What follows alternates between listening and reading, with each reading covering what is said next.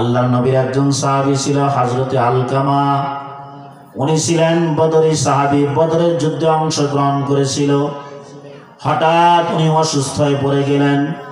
আল্লাহর নবী সাহাবীদেরকে বললেন, সাহাবীরা, আমার দরবারে হযরতে আলকামা উপস্থিত হয় না কেন?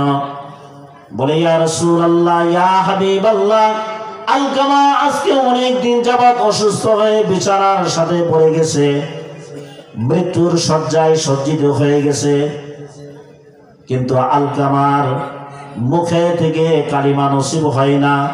রাসূলের কানে যখন এই কথা পৌঁছে গেল, আল্লাহর নবী বললেন, সাহাবীরা আবার চলে যাও, তার বাড়িতে কে আছে, মা বেঁচে আছে কিনা, পিতা বেঁচে আছে। আল্লাহর হাবিব যখন আবার খবর পৌঁছায় দিলেন, দেওয়ার পরে দেখলেন তার মা দুনিয়াতে জীবিত।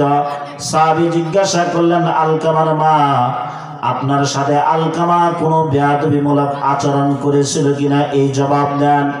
আলকামার মা কোনো জবাব দিলেন না, ঘরের ভিতরে চলে গেলেন। ওই সাহাবী দৌড়ায়া রাসূলের দরবারে আসলেন, ইয়া রাসূলুল্লাহ, ইয়া হাবিবাল্লাহ, মনে হয় আলকামার মা আলকামার উপরে অসন্তুষ্ট। আলকামা তার মার দিলের ভিতরে ব্যথা দিয়েছে, কষ্ট দিয়েছে, এই জন্য মনে হয় তার জবান থেকে কালিমা নসিব হয় না। সুবহানাল্লাহ। সন্তান বদরি সাহাবী রাসূলকে সচক্ষে দেখেছে, কিন্তু মায়ের সাথে আচরণ করেছে বেয়াদবিমূলক আচরণ, ঠিক মতো দেখে নাই বা ভরণ পোষণ, ব্যথা পেয়েছে মা। বিশ্বনবী বললেন, সাহাবী, আলকামার মা যদি আলকামাকে যদি না মাফ করে, আলকামা বেঈমান হইয়া ইহুদি হইয়া কালিমা নসিব হবে না, দুনিয়া থেকে বিদায় নিয়ে চলে যাবে, জাহান্নামে চলে যাবে। বলে, কি করা হোক?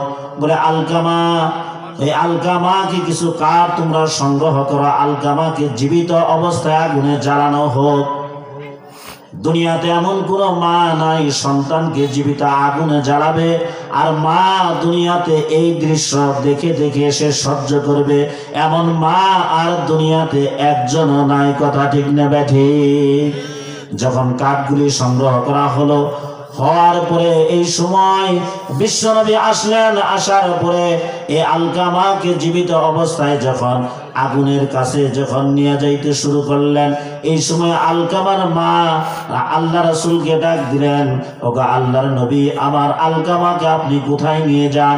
বলে, ইনি মারা গেলে এ জাহান্নামে চলে যাবে, জাহান্নামের আগুনে জ্বলবে, এই জন্য জাহান্নামের আগুনে জ্বলার আগে ওকে দুনিয়ার আগুনে আমরা পুরো ছাই খাই করে দিব। নাউজুবিল্লাহ। এই সময় আলকামার মা আলকামাকে মাফ করে দিলেন, আর এই আলকামা ওই খাটে থেকেই, ওই জায়গা থেকে কালিমা নসিব হয়ে গেল। সুবহানাল্লাহ।